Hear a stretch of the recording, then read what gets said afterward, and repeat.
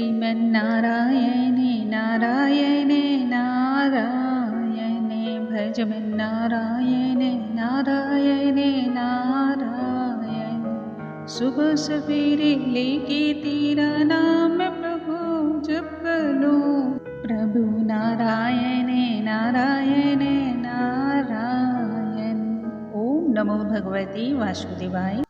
नमस्कार दोस्तों, आज के इस वीडियो में हम पुरुषोत्तम मास महात्म्य के 13वें अध्याय के बारे में वर्णन करने वाले हैं। जो भी व्यक्ति इस महात्म्य के बारे में वर्णन करता है, पढ़ता है अथवा सुनता है, उसे अनन्य कोटि के बराबर पुण्यों की प्राप्ति होती है। भगवान श्री हरि का सदैव उस व्यक्ति पर आशीर्वाद बना रहता है। आइए कथा का हम प्रारंभ करते हैं। सर्वप्रथम हम भगवान श्री गणेश का ध्यान करते हैं, जो कि हमारे प्रथम पूज्य देवता हैं, और उसके बाद हम कथा का प्रारंभ करते हैं। श्री वक्रतुंड महाकाय सूर्यकोटि समप्रभा निर्विघ्नं कुरु मे देव सर्वकार्येषु सर्वदा। ओम नमो भगवते वासुदेवाय। ऋषि बोले, हे सूत, हे महाभाग, हे सूत, हे बोलने वालों में श्रेष्ठ, पुरुषोत्तम के सेवन से राजा, दृढ़ धनवा, शोभन राज्य पुत्र आदि तथा पतिव्रता स्त्री को किस तरह प्राप्त किए और योगियों को भी दुर्लभ भगवान के लोगों को किस तरह प्राप्त हुआ। हे तात, आपके मुख कमल से बार बार कथा सार सुनने वाले हम लोगों को अमृत पान करने वालों के समान कथामृत पान से तृप्ति नहीं होती है। इस कारण से इस पुरातन इतिहास को विस्तार पूर्वक कहिए। हमारे भाग्य के बल से ही ब्रह्मा ने आपको दिखलाया है। तब सूत जी बोले, हे विप्र लोग, सनातन मुनि नारायण ने इस पुरातन इतिहास को नारद जी के प्रति कहा है। वही इतिहास इस समय मैं आप लोगों से कहता हूँ। मैंने जैसा गुरु के मुख से राजा दृढ़ धनवा का पाप नाशक चरित्र पढ़ा है, उसको सब मुनि श्रवण करें। तब श्री नारायण बोले, हे ब्राह्मण नारद सुनिए, मैं पवित्र करने वाली गंगा के समान राजा दृढ़ धनवा की सुंदर तथा प्राचीन कथा कहूँगा। है देश का रक्षक, श्रीमान बुद्धिमान तथा सत्य पराक्रमी चित्रधर्मा नाम का राजा भया। उसको दृढ़ धनवा नाम से प्रसिद्ध, अति तेजस्वी, सब गुणों से युक्त, सत्य बोलने वाला, धर्मात्मा और पवित्र आचरण वाला पुत्र हुआ। कान तक लंबे नेत्र, चौड़ी छाती वाला, बड़ी भुजा वाला, महातेजस्वी वह राजा दृढ़ धनवा प्रशस्त गुण समूहों के साथ साथ बढ़ता गया।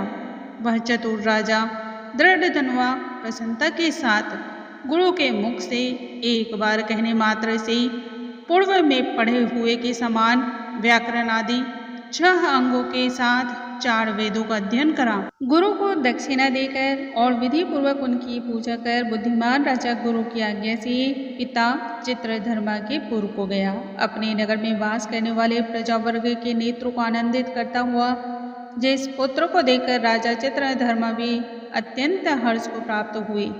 पुत्र जवान हो, संपूर्ण धर्म को जानने वाला हो और प्रजा पालन में सामर्थ्य हो, इससे बढ़कर सार सुनी इस संसार में और क्या है, अर्थात कुछ भी नहीं है।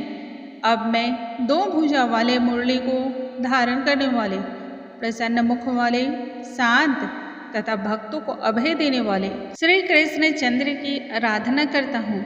जिस तरह ध्रुव, अम्बरीश, सघाड़ती, ययाति प्रमुख राजा और शिवी, रतिन देव, ससबिंदु, भगीरथ, भीष्म, विदुर, दुष्यंत और भरत, पृथु, उत्तानपाद, प्रहलाद, विभीषण, ये सब राजा तथा और अन्य राजा लोग भी अनेकों लोगों का त्याग कर इस अनित्य शरीर से पुरुषोत्तम भगवान का आराधना कर नित्य सदा रहने वाले विष्णु पद को प्राप्त हुए। उसी तरह स्त्री, मकान, पुत्र आदि में स्नेहमय बंधन को तोड़कर वन में जाकर हरि का सेवन करना हमारा भी कर्तव्य है।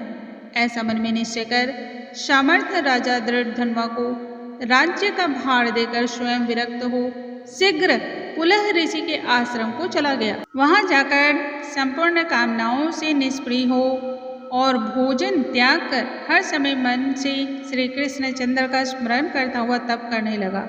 कुछ समय तक तप करके वह राजा चित्रवर्मा हरि भगवान के परम धाम को प्राप्त हुआ। राजा दृढ़धनवा ने भी अपने पिता की वैष्णवी गति को सुना। उस समय पिता के परम धाम गमन से हर्ष और वियोग होने से सुख युक्त राजा दृढ़धनवा पितृभक्ति से विद्वानों के वचन में स्थित होकर पारलौकिक क्रिया को करता भाया। नीति शास्त्र में चतुर राजा दृढ़धनवा अत्यंत शोभित पवित्र पुष्करावर्तक नगर में राज्य करने लगा। अच्छे स्वभाव वाली विदर्भ राज की कन्या उसकी स्त्री गुण सुंदरी नाम की थी। पृथ्वी पर रूप में उसके समान दूसरी अन्य कोई भी दूसरी स्त्री नहीं थी। उस गुण सुंदरी ने सुंदर चतुर शुभ आचरण वाले 4 पुत्रों को उत्पन्न किया और संपूर्ण लक्षणों से युक्त चारुमती नामक कन्या को उत्पन्न किया। चित्रवाक, चित्रवाह, मणिमान और चित्रकुंडल नाम वाले वे सब बड़े मानी सूर अपने अपने नाम से पृथक विख्यात हो गए। राजा दृढ़धनवा गुणों के कारण प्रसिद्ध, शांत, दांत, दृढ़ प्रतिज्ञ, रूपवान, गुणवान, वीर, श्रीमान और स्वभाव से सुंदर, 4 वेद और व्याकरण आदि 6 अंगों को जानने वाला, वाग्मी, धनुर्विद्या में निपुण और अरिष्ट वर्ग को जीतने वाला और शत्रु समुदाय का नाश करने वाला, क्षमा में पृथ्वी के समान, गंभीरता में समुद्र के समान, समव्यवहार में पितामह यानी कि ब्रह्मा के समान और प्रसन्नता में शंकर के समान, एक ही स्त्री से विवाह करने का व्रत करने वाले दूसरे रामचंद्र के समान अत्यंत उग्र पराक्रमशाली, दूसरे कार्तवीर्य के समान था। नारायण बोले, एक समय रात्रि में शयन किए हुए उस राजा दृढ़धनवा को चिंता हुई कि अहो, यह वैभव संपत्ति किस महान पुण्य के कारण हमें प्राप्त हुआ है। ना तो मैंने तप किया, ना तो दान किया और ना ही कोई हवन इत्यादि भी किया। मैं इस भाग्योदय का कारण किससे पूछूं? इस प्रकार चिंता करते हुए राजा दृढ़धनवा की रात्रि बीत गई। प्रातःकाल ब्रह्म मुहूर्त में उठकर विधिपूर्वक स्नान कर, उदय को प्राप्त सूर्य नारायण की उपासना कर, भगवान की कला की पूजा कर, अर्थात देव मंदिरों में जाकर देवताओं का पूजन कर, ब्राह्मणों को दान देकर नमस्कार करके घोड़े पर सवार हो गया। उसके बाद शिकार खेलने की इच्छा से शीघ्र ही वन गया। वहाँ पर बहुत सारे मृग, वराह, सिंह और चमड़ी गाय का शिकार किया। उसी समय राजा दृढ़धनवा के बाण से घायल होकर कोई मृग बाण सहित शीघ्र एक वन से दूसरे वन को चला गया। रुधिर गिरे हुए मार्ग से राजा भी मृग के पीछे गया, परंतु मृग कहीं झाड़ी में छिप गया और राजा उसे वन में खोजता ही रह गया। पिपासा से व्याकुल उस राजा ने समुद्र के समान एक तालाब को देखा। वहाँ जल्दी से जाकर पानी पिया और तीर पर चला आया। वहाँ घनी छाया वाले एक विशाल वट वृक्ष को देखा। उस वृक्ष की जटा में घोड़े को बांधकर राजा वहीं बैठ गया। उसी समय वहाँ पर कोई परम सुंदर सुग्गा राजा को मोहित करने वाली तुलना रहित मनुष्यवाणी को बोलता हुआ आया।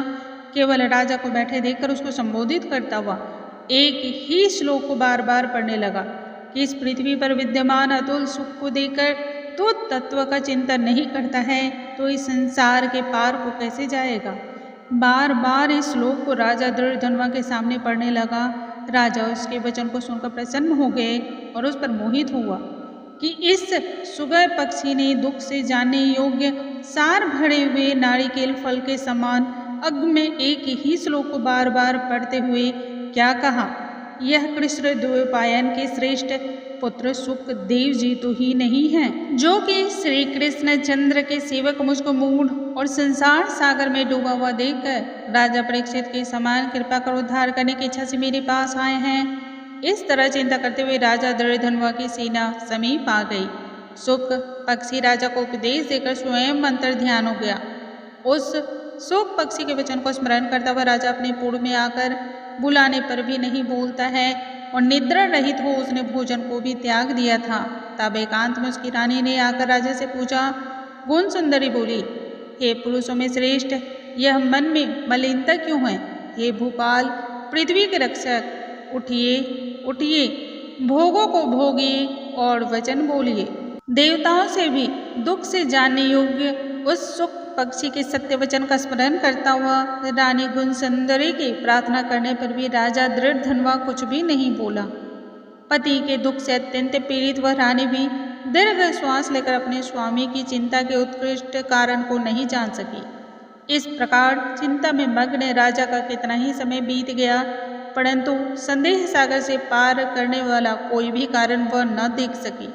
नारद जी बोलते हैं, हे मुनि, इस तरह चिंता को करते हुए पृथ्वीपति राजा दृढ़धनवा का क्या हुआ सो आप कहें, क्योंकि हे मुनि, निर्मल वैष्णव चरित्र थोड़ा भी यदि सुना जाए तो पापों का नाश होता है।